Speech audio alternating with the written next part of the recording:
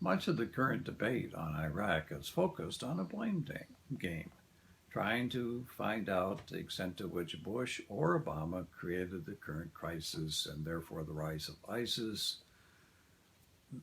What I'd like to do is to leave that aside and take a look at the history behind why we are where we are in Iraq and the rise of ISIS.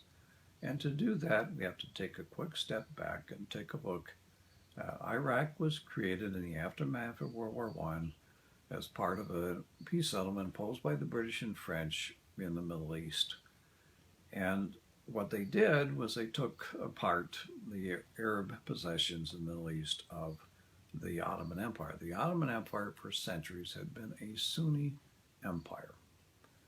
And though what is now Iraq had a predominantly majority of Shia population, for a long time the Shia were effectively marginalized in that region.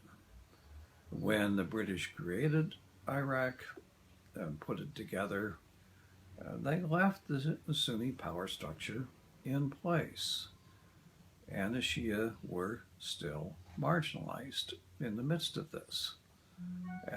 Eventually, when the British leave or eased out and Iraq becomes actually independent, that stays in power.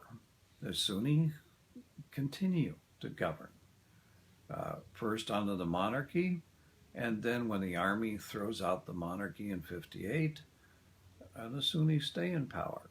Um, in the process, the monarchy had created a secret police system, and the secret police system eventually will produce Saddam Hussein, who will rise to power out of this, and he will continue to marginalize the Sunni. And I should mention throughout all this time, too, the Kurds have also been effectively marginalized. So by the time the United States arrives on the scene to take Saddam down, you've got centuries of grievances between the Sunni, the Shia, and the Kurds. The Sunni were a minority of the population, but controlled much of the power structure. Out of all that, the one of the important figures that rose in opposition to Saddam Hussein was Nouri al-Maliki. He eventually, as we'll see, comes to power, but he had when you take a good look at his background, it's not surprising what's going to happen. He became involved very early on in an armed resistance movement to Saddam Hussein, the Dawa Party. It was a Shia armed militia group, resistance group, not committed to nonviolent protest, but at all, which probably wouldn't have worked anyway, but rather to trying to undermine the regime.